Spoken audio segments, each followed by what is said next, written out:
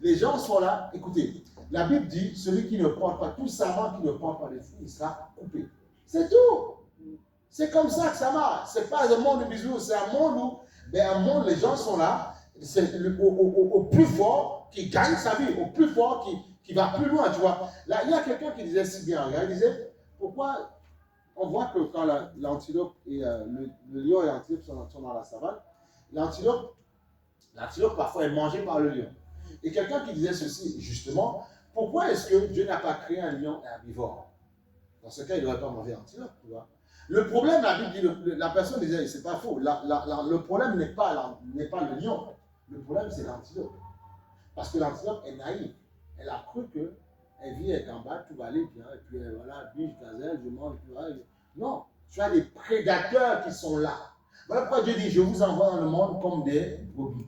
Soyez prudents, comme des serpents, tout comme des colombes. Parce que vous êtes dans un match, dans un combat. Ne soyez pas naïfs.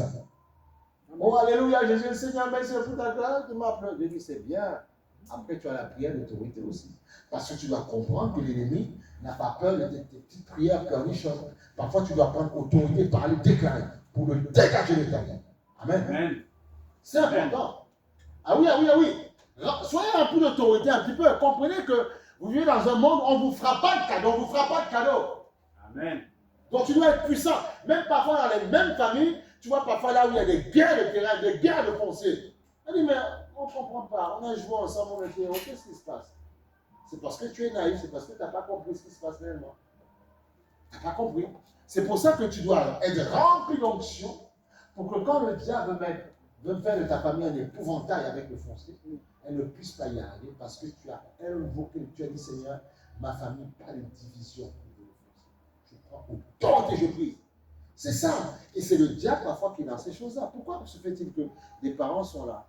Ils ont acheté, ils ont fait tout ça. Tout est bien. Pourquoi est-ce que, au départ des parents, vers la gloire, il faudrait qu'il y ait des divisions? C'est parce que l'ennemi vient descendre et dit maintenant, il y avait un peu de calme parce que le patriarche, la matriarche était là. Je vais mettre le feu maintenant.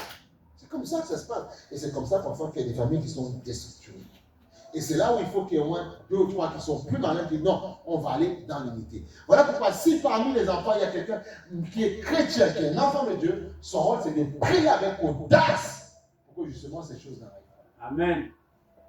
Alléluia. Se distinguer, savoir que bon, je connais tel ou tel frère, soeur, neveu, je sais qu'il peut être comme ça. Tu pries, tu prends autorité du Seigneur, que cela ne vienne jamais dans notre maison. Ça, c'est le rôle aussi. C'est ton rôle d'être l'éclaireur, la lumière de ta famille. Amen. Parce que tu le veuilles ou non, même si tu es en Christ, tu gardes, tu as le sang, ouais, quand avec la Sainte, avec le sang de Christ, mais tu gardes ce sang-là, tu vois, qui fait partie des tiens. Et ton rôle, tout en n'étant pas avec eux, ton rôle, c'est de vouloir que la paix soit là, puisque nous sommes tous des libérateurs de nos familles. N'oubliez jamais ça. Amen. Ah oui, c'est ça. Amen. Ah oui, parce que Dieu nous a appelés, on a dit, d'accord, on gère l'église, on sait.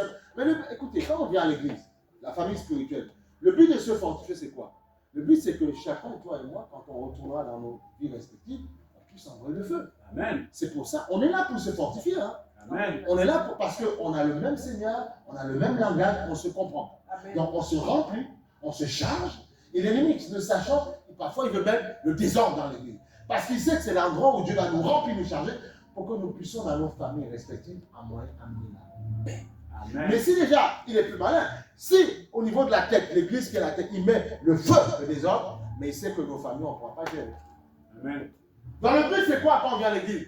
Prendre l'amour, prendre la joie, prendre la paix, prendre l'assurance, se remplir, se gonfler le ventre avec ça. Et quand on va à la maison, on distille la paix.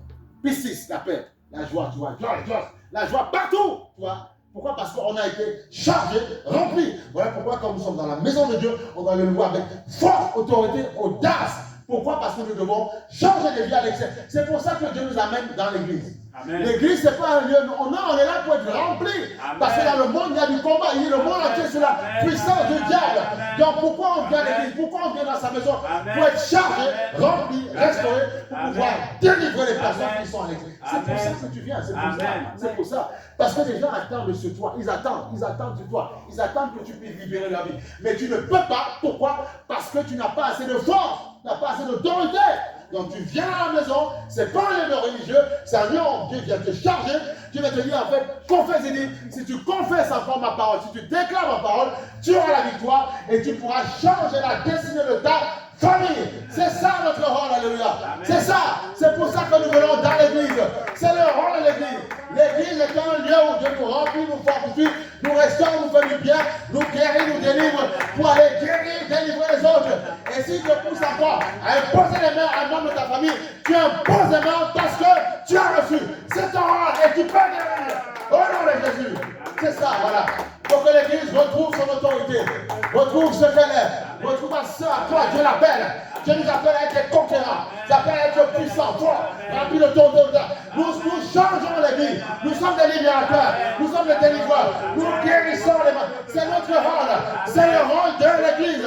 L'église doit revoir ce qu'elle est. Dieu aime tellement les hommes, mais Dieu a donné la responsabilité à l'église. Il aime les hommes. Il veut que lui ne périsse. Église, c'est toi. Église, c'est toi. Le diable veut te pulvériser. Parce qu'il sait que s'il te pulvérise, comme on dit, quand il frappera la tête, il va disperser le troupeau.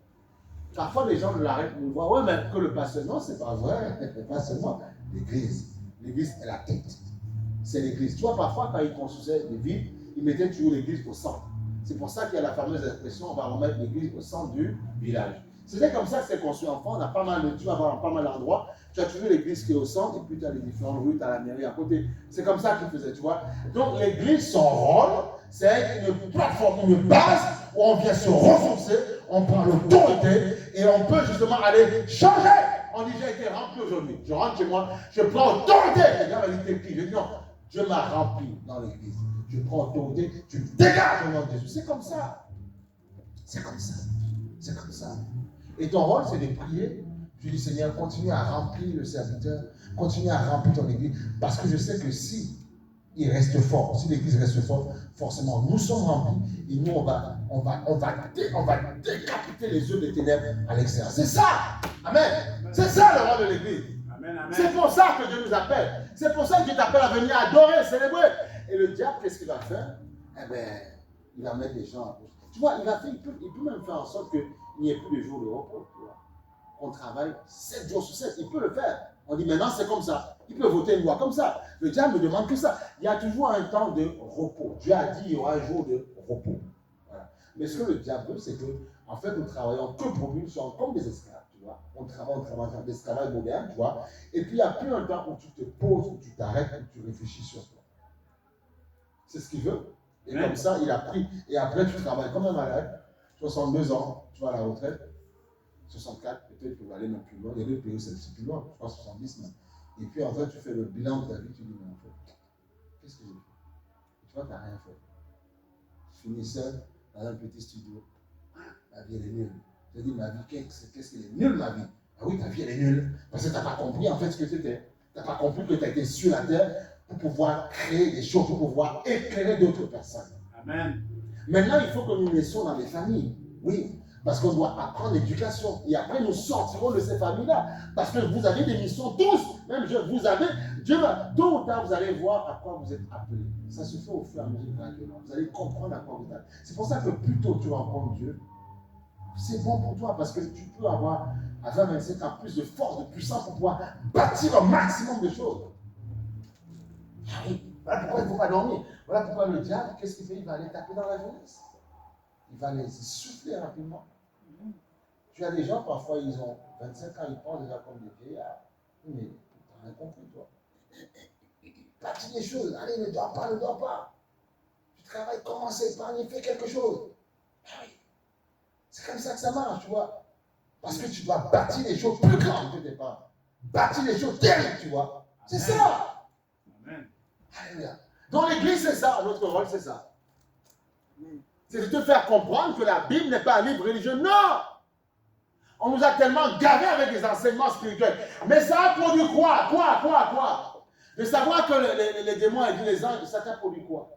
Le problème avec ça, c'est que beaucoup de personnes on a donné des enseignements, et il faut, sur le monde spirituel, mais ça a créé en fait dans certains plus de peur que d'autorité ou de puissance.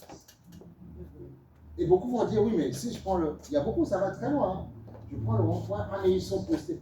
Mais la Bible dit, le monde entier est sous la puissance de l'ennemi, le diable rôde. Donc on n'a pas besoin de t'ouvrir tes yeux pour te montrer qu'il y a un démon là. On n'a pas besoin de ça. Tu dois comprendre que c'est une réalité. Et puis vis ta vie tranquillement. Et il y en a aussi qui sont là pour te protéger, te garder des gardes du corps. Parce que tu es un prince et une princesse. Le président de la République, il y a des pays parfois, tu vois, ils courent, tu vois, ils protègent la voiture, tu vois. Ils sont prêts à prendre des balles. Les anges sont prêts à prendre des coups pour toi. Amen. Mais toi, tu dois rester dans ta fonction. Amen. Ils sont prêts à se faire, à combattre le diable, à se faire battre. On a vu parfois Daniel, quand Daniel priait, son ange était en train de combattre contre. Mais l'ange, le diable et le prince de Tyr étaient plus forts. Il a fallu que, comme Daniel priait sans cesse, il a fallu que l'archange Michel vienne le défendre. Parfois, comme on ne prie pas assez, ben, ça affaiblit notre ange, justement. Et notre ange, parfois, il prend tellement le coup. Et c'est comme ça que tes problèmes, tu vois, tu as encore plus de problèmes parce que tu ne pries pas assez. Pour que j'envoie un ange plus capé, plus gradé, pour aider ton ange. Voilà. Ah oui! Et c'est pas qu'il n'est pas fort, c'est que c'est ta prière qui, comment te dire ça, qui l'onctionne. Amen. C'est ta prière. C'est ce qu'on appelle, comme on appelle, diriger le ministère des anges. C'est ta prière. C'est ta prière qui l'alimente. Mais s'il voit que en fait, il vient nous aider s'il voit que nous aimons Dieu. Mais si on n'aime pas, si on ne prie pas, il dit, moi, je ne sais pas, Seigneur, moi je suis là, mais il ne fait rien. Mais il ne fait rien. Mais quand il voit que tu pries, c'est pour ça qu'il est Daniel, depuis le jour où tu t'es humilié devant Dieu, il dit, Dieu a exaucé tes prières. Mais, le prince de Tyr, quand je suis descendu, m'a combattu. Si Dieu nous ouvre les yeux pour nous voir ce combat, il a combattu. Il dit, mais comme je priais sans cesse, Dieu a envoyé l'archange Michel, le général des généraux, qui est venu combattre, qui a saccagé le prince de Tyr. Il dit maintenant, j'ai pu amener la grâce qui était pour toi. Ben oui. Ben oui, Dieu entend ce que tu dis. Dieu entend ce que tu dis. Dieu entend les paroles, tu vois. Mais il y a des démons qui combattent. Voilà pourquoi tu dois prier. Voilà pourquoi c'est nécessaire de prier. Pour que ton ange, quand ton ange est un petit peu faible, mais on envoie 2-3 ans plus fort encore, qui l'escorte. Et puis se dit, tiens, voilà le corps, voilà, bénédiction, c'est ça. Amen. C'est ça. Mais il faut prier avec audace. Il faut être conscient. Tu dois aimer ça combat. Les anges travaillent, mais toi, tu dois prier. Amen. Pour aider, faciliter, huiler la ministère. Alléluia. Huiler la ministère. Amen. Alléluia. C'est très important de faire ça. Voilà pourquoi Dieu dit prier sans cesse. Parce que nos prières sont comme des ondes qu'on envoie dans le monde spirituel. Des ondes qu'on envoie. Même si parfois tu répètes, parce que ce sont des ondes que tu envoies dans le monde spirituel pour que les anges se mettent justement à l'unisson justement et puissent t'aider à pouvoir réussir ta vie. Amen. Ah oui, c'est très important. Donc tu vois que ce livre ne s'éloigne pas de ta vie. Point. Et tu peux réussir.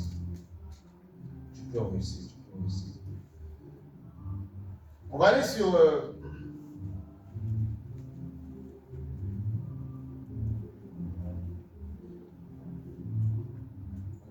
Non, Somme 95.